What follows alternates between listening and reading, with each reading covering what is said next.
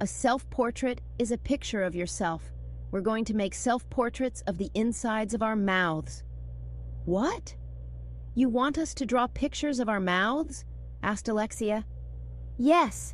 The mouth is an amazing part of the body, said Mr. Bob. Think about it. We use our mouth for eating, for speaking, for kissing. You gross, everybody shouted. And sometimes we even breathe through our mouth, yet we hardly ever look inside our mouth. We sure are lucky we have one. I don't know where I would be without my mouth. I know where Mr. Bob would be. In a loony bin. Mr. Bob is a nut job. I don't want to draw a picture of my mouth, I said while he was passing out paper and pencils. Getting kids to draw is like pulling teeth, said Mr. Bob. I'll tell you what, AJ. I'll draw the inside of your mouth for you. Before I could make a run for the door, Mr. Bob had leaned me back in my chair and was looking into my mouth. Open wide, he said.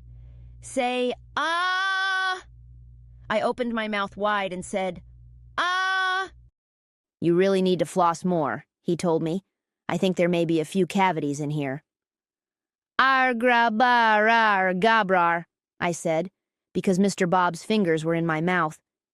He started drawing a picture of the inside of my mouth. It was actually pretty good. Everybody else in the class was drawing their own mouth pictures. Finally, after 1,100,000 hours, the torture was over. Mr. Bob told us to hold up our drawings. Nice work, he said. You kids are really talented mouth artists. Miss Moon came back into the classroom. She said she loved our mouth drawings and told us to line up because it was time to go to lunch. Mr. Bob said goodbye to each of us as we left. Catch you next time, he said. You're not really an art teacher, are you? I whispered to him. Of course not, he replied. I never said I was an art teacher. Then who are you? I asked. I'm Mr. Nick's dentist. What? Oh, yeah. Mr. Bob told me. I've been friends with Nick since we were in high school together. He called me up this morning and asked me to come over here and teach art this week. I would do anything for that guy. And I thought our old teachers were weird. Chapter 6. The Perfect Food. We eat lunch in the vomitorium. It used to be called the cafetorium, but then some first grader threw up in there. I usually bring my lunch from home, but my mom forgot to pack it, so I had to buy lunch. Something tells me that Mr. Nick is not a real principal, I said, as I waited online with the guys. What do you mean, AJ? Asked Ryan. Well, Mr. Bob told me he isn't a real art teacher, I explained. He's just Mr. Nick's dentist, and Miss Moon isn't a real teacher. So maybe Mr. Nick isn't a real principal either. Real principals have lots of rules, and real principals don't call the all-purpose room the all-porpoise room. Mr. Nick must be an imposter, said Michael. Yeah, said Neil. He probably tied up Mr. Klutz to some railroad tracks, and a train is about to run him over. Stuff like that happens all the time. We've got to do something, shouted Emily. And then she went running out of the vomitorium. I slapped my forehead. What a crybaby. Finally, after we waited for 1,100,000 minutes, we got up to the front of the line. There was a lady behind the counter. I had never seen her before. Where's Ms. Lagrange, our regular lunch lady? Ryan asked her. She's on strike with all the teachers, the lady said. My name is Miss Julia. You're not a real cook, are you? Asked Alexia. Of course I'm a real cook, said Miss Julia. In fact, I'm Mr. Nick's personal cook and nutrition advisor. Oh, no. I didn't like the sound of that. What would you kids like to eat for lunch today? Asked Miss Julia. You can have anything you want. I'll have a hot dog, I said. I'll have chicken fingers, said Andrea. I'll have a hamburger, said Alexia. Sorry, Miss Julia told us. I don't eat meat, and I don't serve meat. You're a vegetarian? Michael asked. No, said Miss Julia. I don't eat vegetables either, and I won't serve them. How about eggs? Ryan asked. Do you eat eggs? Eggs? Are you crazy? said Miss Julia. Do you have any idea what they do to the chickens that lay those eggs? Milk? Cheese? I asked hopefully. Please, dairy? Said Miss Julia. No way, it's out of the question. Seafood? Asked Andrea. Could I have some tuna fish, please? Nope, said Miss Julia. Tuna is full of mercury and other chemicals. Can I just have a piece of bread? Asked Alexia. I'm really hungry. Sorry, this is a gluten-free school now. No bread. So what can we have for lunch? I asked. You said we could have anything we want. Aha, said Miss Julia. You're in luck. Today we are serving some delicious, organic, gluten-free, all-natural, free-range water with no preservatives. Wait, what? You're giving us glasses of water for lunch? I asked. Of course not, said Miss Julia. Don't be silly. I boiled the water to kill the germs. Here, you can each have a bowl of water soup. Water soup? Miss Julia handed a bowl of water to each of us. The bowls were hot and steam was coming out of them. Water soup. Is this some kind of a joke? Asked Ryan, who will eat anything. Ryan totally doesn't know what a joke is. A joke would be like, what kind of flowers are on your face? Tulips. Water is the liquid of life, Miss Julia told us. Think about it. Water has no calories, no sugar, no artificial ingredients, no sodium, no cholesterol, no GMOs. It's the perfect food. Drink up. You'll feel better. I knew I should have brought my lunch from home. We took our bowls of water soup and sat down at a table. Miss Julia is peculiar. Chapter 7. I think, therefore I am. This soup is pretty watery, I said as I sipped from my bowl of water soup. I'm hungry, said Neil. Me too, said Michael. I'm starving, said Ryan. I would eat anything right now. You'll eat anything anytime, I told him, even stuff that isn't food. I think my stomach is eating itself, said Alexia. Our new teacher, Miss Moon, came over to the table. She had her usual big smile on her face. Are you kids enjoying lunch? She asked. Isn't Miss Julia a great cook? No, said all the girls. No, said all the boys. Miss Moon led us back to our classroom. She said it was time for math. Ugh, math is boring. I thought you said you weren't going to teach us math, said Andrea. I'm not going to teach you math, said Miss Moon. Mr. Nick is bringing in a special teacher to teach you math, and you'll never believe in 1,100,000 years who walked into the door at that moment. Nobody. It would hurt to walk into a door.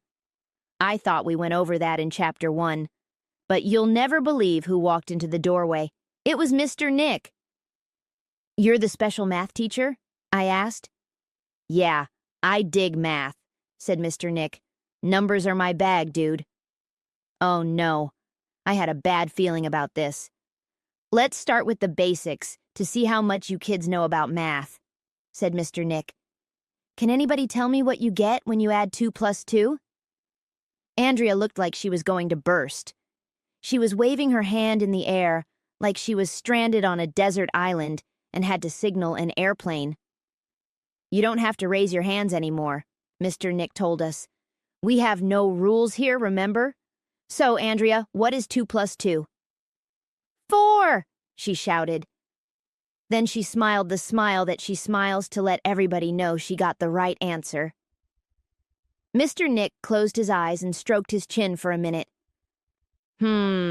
He said. That is a very interesting answer, Andrea. But what if 2 plus 2 isn't 4? What? But of course 2 plus 2 is 4, Andrea told him. Everybody knows that. I don't even have to look it up. Mr. Nick looked around like he didn't want anybody else to hear. Then he lowered his voice to a whisper. Your teachers have been telling you all your life that 2 plus 2 is 4, he whispered. But what if 2 plus 2 is actually 5? Here we go. What if everything your teachers ever taught you is wrong? Mr. Nick whispered. Maybe you've been brainwashed your whole life Did you ever think about that? But, but I know that 2 plus 2 is 4, Andrea said as she took some pencils out of her pencil case. Look, if I put 2 pencils on my desk, and then I put 2 more pencils on my desk, and then I count the pencils, it comes to 4 pencils. 1, 2, 3, 4. Andrea was right for once in her life. Well, you're entitled to your opinion, Andrea, said Mr. Nick. This is a free country. Our founding fathers gave us freedom of speech. But if you ask me, numbers are a state of mind. Maybe everybody is wrong and 2 plus 2 is actually 65. Maybe it's minus 4. Maybe in another universe, 2 plus 2 is 1,000,000,004. Doesn't that blow your mind? But... We all started giggling because Andrea said, but, which sounds just like but, even though it only has 1 T. Then Andrea put on her mean face. That's crazy, she said. 2 plus 2 is 4, and that's all there is to it. Hey, chill, girl, Mr. Nick said, flashing a peace sign. Let's try to be tolerant of people who don't agree with our opinions. Haters gonna hate, but we don't have to be close-minded. Let's be accepting of all views. I say, let's teach the controversy. I didn't know what he was talking about. Mr. Nick is a lunatic. Okay, I think that's enough math for today, Mr. Nick said. The point of this lesson is, are you going to think for yourself, or are you going to let the man tell you what to think? I looked around. The only man in the room was Mr. Nick. Remember the words of the great French mathematician Descartes, Mr. Nick said as he walked out the door. I think, therefore I am. I think, therefore I am. That made no sense at all. I am what I am, even if I don't think about who I am. That guy Descartes was weird. I don't care what Mr. Nick says. 2 plus 2 is definitely 4, I think. Chapter 8. Mrs. Hall is a goofball. It was 1 o'clock in the afternoon. Or maybe it was 2 o'clock. I'm not sure. I was so hungry that I couldn't think straight. All I had for lunch was a bowl of water soup. As soon as Mr. Nick left, some lady came into our classroom. I had never seen her before. My name is Mrs. Hall, she said. I'm here to teach you creative writing. I'll bet you're not even a creative writing teacher, said Ryan. You're right, I'm not, said Mrs. Hall. I'm Mr. Nick's yoga instructor, but how hard could it be to teach creative writing? You just put words on a page, right? Ooh, can we write a story? Asked Andrea. I love stories. Me too, said Emily, who always agrees with everything Andrea says. The two of them were all excited. You can create anything you want, said Mrs. Hall as she handed out sheets of paper to all of us. That's why it's called creative writing. I'm going to write a story about butterflies, said Andrea. Me too, said Emily. The two of them started writing on their papers. Writing is boring. I didn't know what to write. I didn't feel like being creative. I felt like eating. I looked around. Everybody else had already started writing stuff on their papers. Mrs. Hall was looking at me. How about you, AJ? She asked. What do you want to write about? I don't know, I admitted. I don't have any ideas. Everybody has ideas, she replied. What do you care about? What's important to you? What are you passionate about? I thought and thought and thought. I thought so hard that my brain hurt. I thought so hard that I thought my head was going to explode. Or maybe I was just hungry. That's it. I took a crayon out of my desk and wrote this in big letters. I'm hungry. Good, AJ, said Mrs. Hall. I like the passion you put into that. You get an A in creative writing. Ha! I wrote 2 words on a piece of paper and I got an A? Not bad. Hey, creative writing isn't so terrible after all. Andrea looked up from her desk. She had on her mean face. That's not fair, she complained. Arlo just wrote, I'm hungry, and he got an A for creative writing? I was going to write a 10-page story about butterflies. Ha! Nah, nah, nah, boo-boo on Andrea. You can create whatever you want, said Mrs. Hall. It doesn't matter how long your story is, as long as you write what you feel passionate about. Andrea turned over her sheet of paper. Then she wrote this on the other side. I want Mr. Cooper back. That's what I feel passionate about, she said. Good, Andrea, said Mrs. Hall.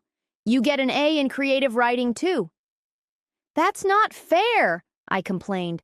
Andrea stole my idea. I was creative before she was creative.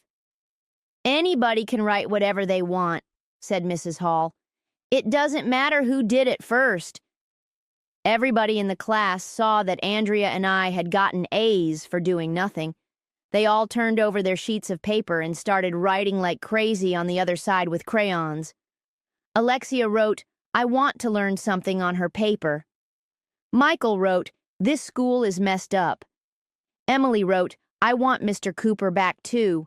Ryan wrote, Mr. Nick is a lunatic. Neil wrote, these teachers are fakes. Yes, yes, said Mrs. Hall.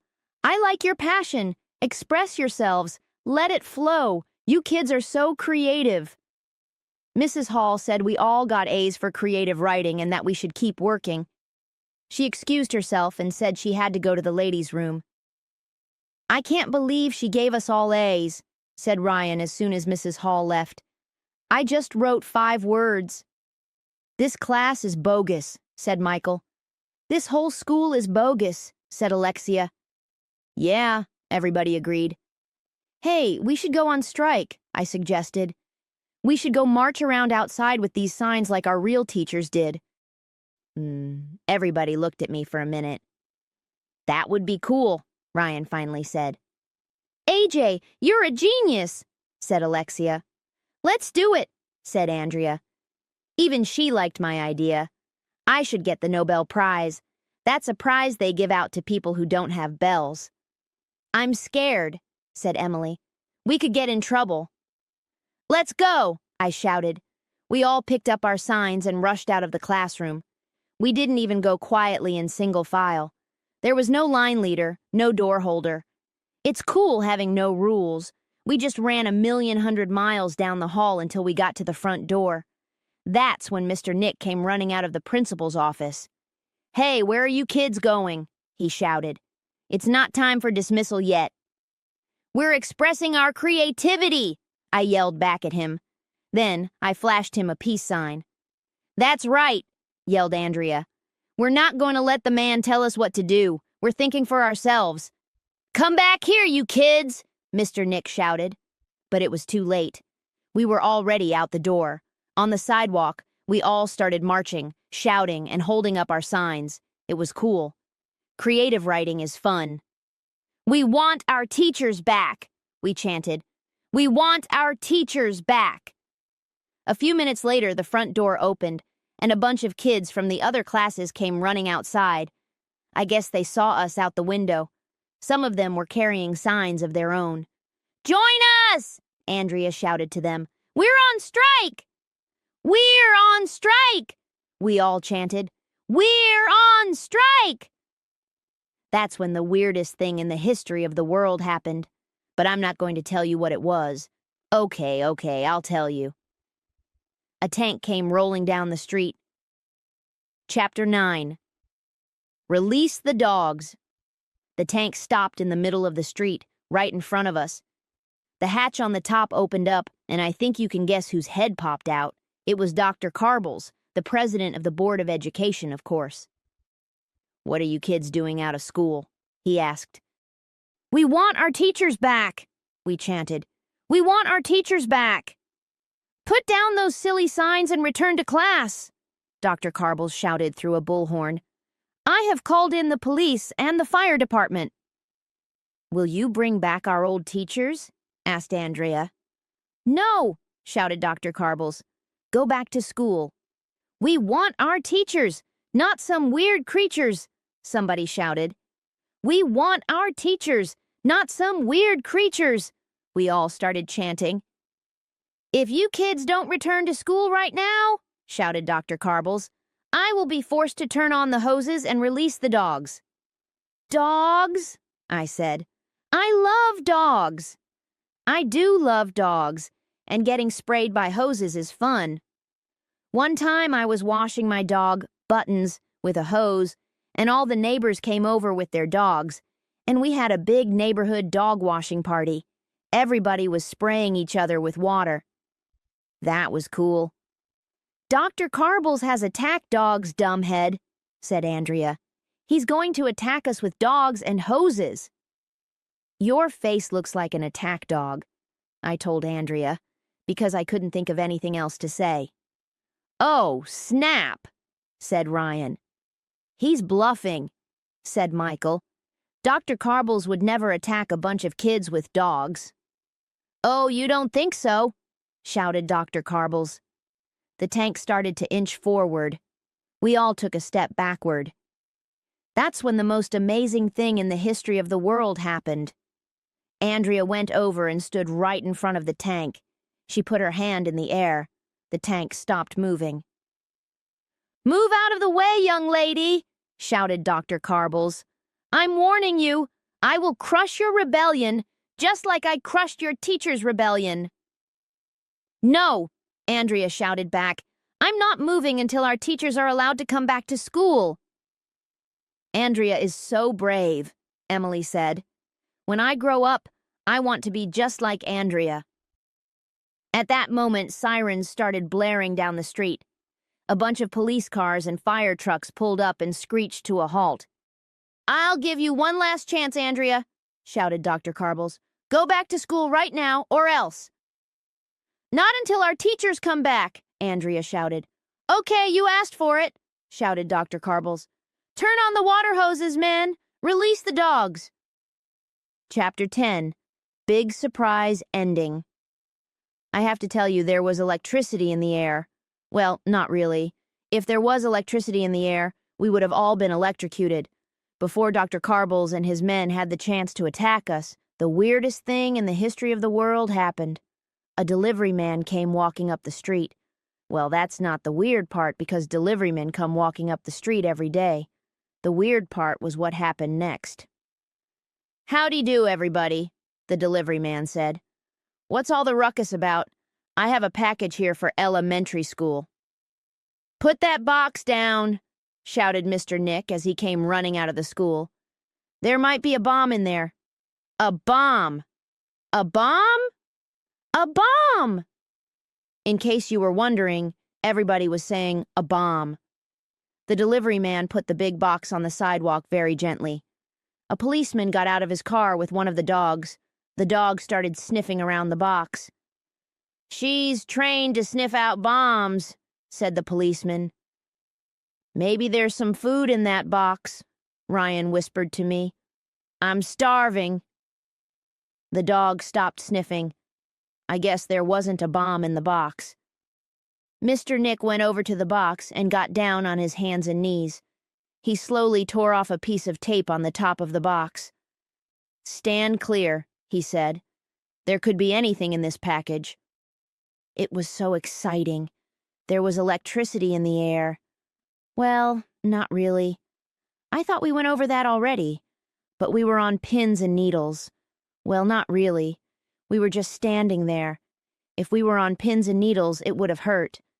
But we were all glued to our seats. Well, not exactly. That would be weird. And there were no chairs outside. Why would anybody glue themselves to a seat anyway? How would you get the glue off? Mr. Nick opened the flaps on the box. He reached inside. He pulled something out. It was big.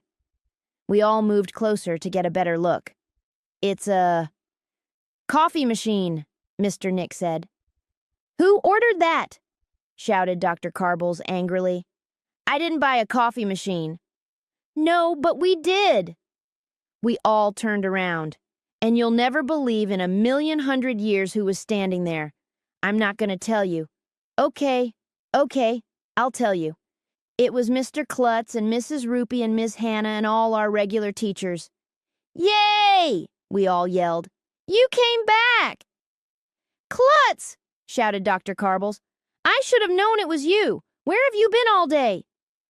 We were at Starbucks, said Mr. Klutz. We decided to chip in and buy our own coffee machine. Now we're ready to get back to work doing what we love, teaching the youth of America. Yay! We all yelled again. You can't come back to work, Klutz, shouted Dr. Carbles. You're fired. Nick, please escort these students back into the school. Everybody looked at Mr. Nick. Nah, I don't think so, man, said Mr. Nick. We know when we're not wanted. These kids don't appreciate us. This place is a bummer anyway. Where do you think you're going? Asked Dr. Carbles. Let's go to Starbucks, replied Mr. Nick as he got back on the bus. You can't leave, shouted Dr. Carbles. I hired you for the whole week. You're under contract. We're splitting, dude, said Mr. Nick. This school gives off bad vibes. Come on, Moon, let's go get some coffee. Then we'll go back to the yurt.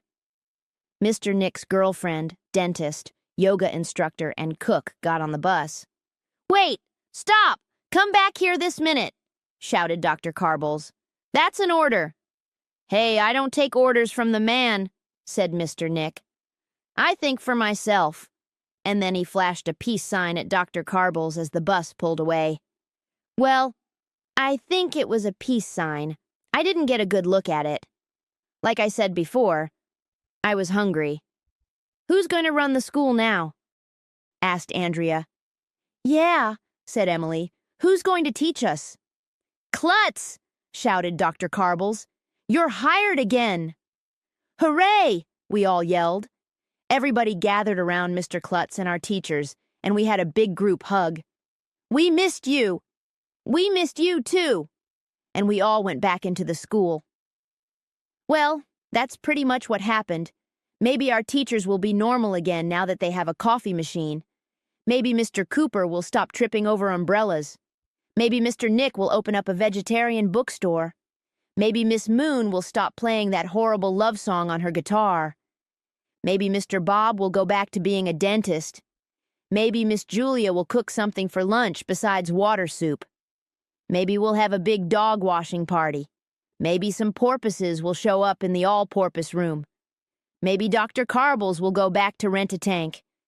Maybe we'll be able to prevent an asteroid from crashing into the Earth and wiping out all life on our planet. But it won't be easy,